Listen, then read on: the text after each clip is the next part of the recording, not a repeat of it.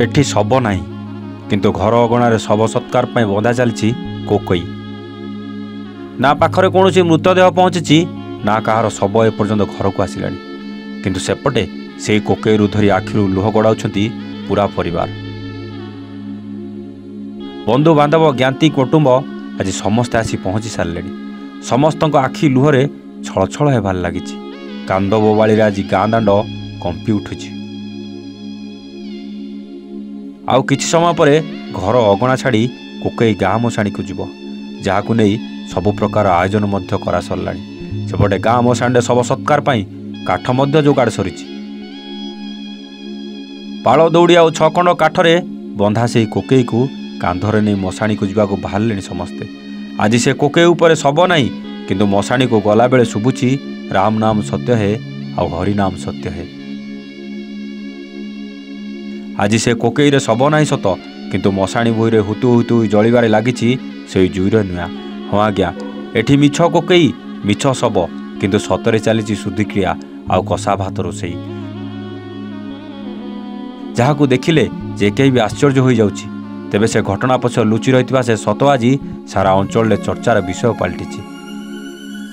हाँ आज्ञा, परिवार मुखिया को हराई दुखरे म्रियमाण हो पड़ती परिवार लोके, किंतु आपण जानिले आश्चर्य हेबे शव सत्कार पई कोकईरे बंधा होइतिबा शव कौनसी मनुष्य नथिला। से तिला शबर प्रतिछवि तथा नड़ारे तैयारी कुशपुतलिका। खबर अनुसार दीर्घ 20 वर्ष तले भद्रक अस्तल नरीपुर अंचल गगन दास को बापा विद्याधर दास घर छाड़ी कुआड़े पलाई जाई आ घर को फेरी नथिले, जहाकु नै घर लोके तांको अनेक खोजाखोजी कला परे मध्य विद्याधर को पाई नथिले। आउ तांको फेरिया बाट को चाही तांको पत्नी विनोदिनी दास गत 2013 मसीह प्राणत्याग करथिले।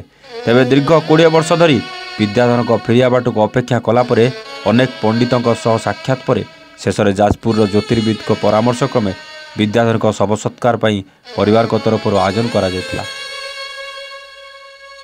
जहाकु नै गुरुवार साही पड़ोसा सह परिवार वर्ग उपस्थित रे कोकईरे कुटारे कुशपुतलिका तैयारी करी राम नाम सत्य है हरिनाम सत्य है हरिबोल पकाई स्थानीय गांधीपड़िया स्थित श्मशान को नहीं हिंदू रीतिनीति अनुसार शव सत्कार करा जायतिला।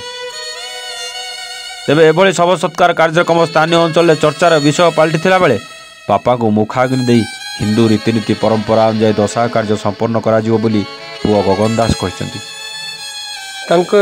20 वर्ष हम आज को निखोज अच्छा मुझे भद्रक टाउन थाना 2004 मसीह निखोज ठार थाना एतला देती डायरी कपी देला तापर न पाइबार 2013 झुरी झुरी मोर माँ चलीगले। ता समय आम कौन उपाय न पाई काले आसवे पलि आसवे कि मस्तिष्क विकृति थी तेणु से आसीपारे ना आम से भाविलु से मरी जाइए कौन तेणु विभिन्न पंडितों सहित आलोचना कलु। शेष पंडित आमर जाजपुर महापंडित श्री सरोजकांत पाढ़ी सहित आलोचना करी क्रिया एगुड़ा कर्म हम से विषय आलोचना कर लिखित पत्र आणलु। दशा कम आमर हम निश्चित आमर बेंगली कार्ड जेहेतु आमर 15 दिन से 10 दिन कराई 15 दिन आख्या दिया। भद्रकରୁ सुब्रकांत राउतरायଙ୍କ रिपोर्ट A1 ଓଡ଼ିଆ।